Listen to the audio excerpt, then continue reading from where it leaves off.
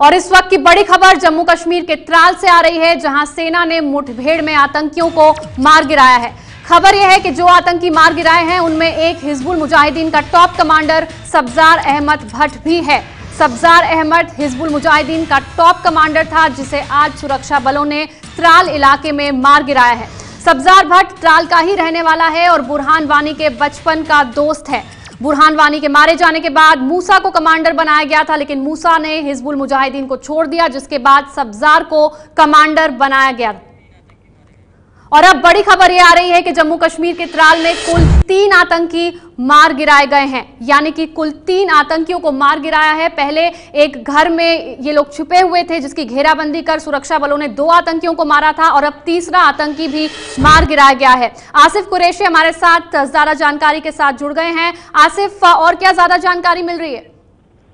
अमनरा, देखिए, इस पूरे इलाके में अब भी जो है ऑपरेशन जारी है, सर्च ऑपरेशन जारी है। हालांकि सुरक्षा बलों का ये कहना है कि उनकी जो जानकारी मिली थी कि 3 मिलिटेंट यहाँ पे छुपे हुए हैं, तो अब तीनों को मार गिराया गया है, जिनमें से एक सरदार भट्ट, दूसरे की पहचान फैजान भट्ट और तीसरे की पहचान अभी तक सुरक्षा बलों की तरफ से जाहिर नहीं की गई है। लेकिन इस खबर के फैलने के बाद से ही दक्षिण कश्मीर के साथ साथ श्रीनगर के कई इलाकों में भी और उत्तरी कश्मीर के कई इलाकों में भी विरोध प्रदर्शनों का सिलसिला शुरू हो गया है।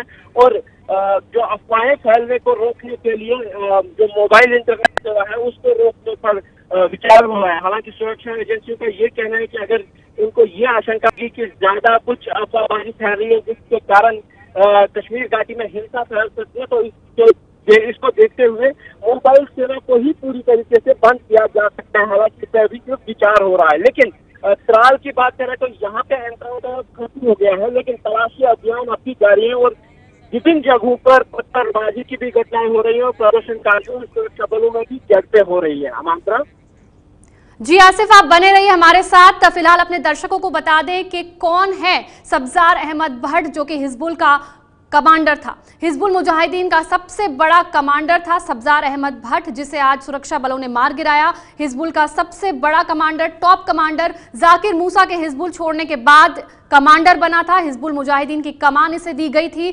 सब्जार अहमद त्राल का ही रहने वाला था, जहां इसे मार गिराया गया है, और बुरहान वानी भी त्राल का ही रहने वाला था। बुरहान वानी के बचपन का ये दोस्त था सब्जार भट्ट, और बुरहान की तरह ही ये कमांडर बना और उसके बाद बुरहान की तरह ही सुरक्षा बलों के हाथों ये मारा गया।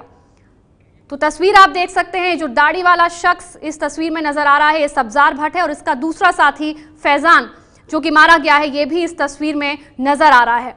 तो हिजबुल के ये 2 आतंकी, इनमें से एक टॉप कमांडर सब्जार भट्ट, उसका एक वीडियो भी हम आपको दिखा रहे हैं, ये त्राल इलाके में मारा गया है और इस वीडियो में ये बुरहान वानी के साथ नजर आ रहा है।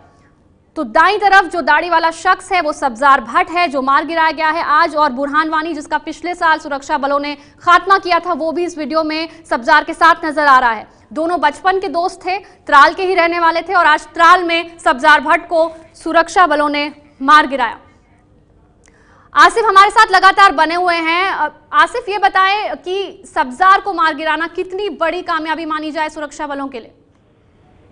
अमरनाथ, देखिए, जाकिर मूसा के हिजबुल मुजाहिदीन छोड़ने के बाद सब्जार ही अब हिजबुल मुजाहिदीन का कमांडर था और कश्मीर में तकरीबन 1 से लेकर 150 जो हिजबुल मुजाहिदीन के मिलिटेंट हैं उनका कमांडर बना दिया गया था।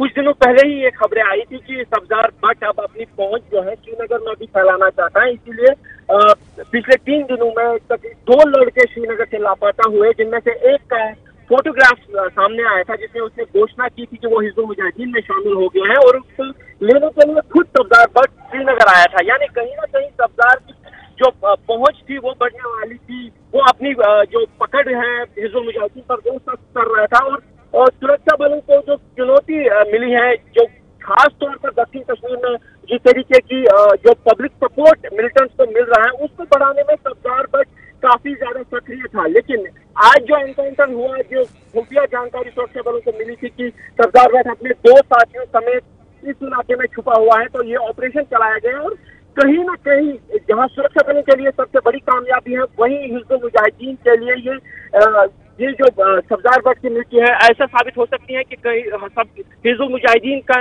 जो वजूद है दक्षिण कश्मीर में वो भी खतरे में पड़ सकता है, क्योंकि जाकिर मूसा को चले जाने के बाद हिजबुल मुजाहिदीन काफी ज्यादा पहले ही कमजोर पड़ गया था, हिजबुल मुजाहिदीन में फूट पड़ गई थी, और अब जाकिर सब्जार के मारे जाने से हिजबुल मुजाहिदीन पर भी खतरा मंडरा रहा है दक्षिण कश्मीर में कि वो खत्म ना हो जाए कहीं पार्टी और सारे लोग सब्जार को मारे जाने के बाद अब जाकिर मूसा की तरफ न जाए। कहीं ना कहीं सुरक्षा बलों के लिए सबसे बड़ी कामयाबी दक्षिण कश्मीर में ये मानी जा सकती है, लेकिन इसके साथ ही जो तनाव बढ़ा है क्योंकि काफी ज्यादा पब्लिक सपोर्ट मिल रहा है दक्षिण कश्मीर में हिजबुल मुजाहिदीन के इन लड़कों को, क्योंकि ज्यादातर जो ये लड़के हैं स्थानीय युवक हैं, आसपास के गांव के रहने वाले हैं। जैसे सब्जार भट्ट खुद अपने ही चाचा के मकान के आसपास मारा गया, तो कहीं ना कहीं वो जो किनशिप है, कहीं ना कहीं लोगों का जो इनके साथ मेल रहा है, उसकी वजह से तनाव काफी बड़ा है। पत्थरबाजी की घटनाएं हुई और कई जगहों पर पत्थरबाजी में कुछ लोगों के जख्मी होने की खबर है।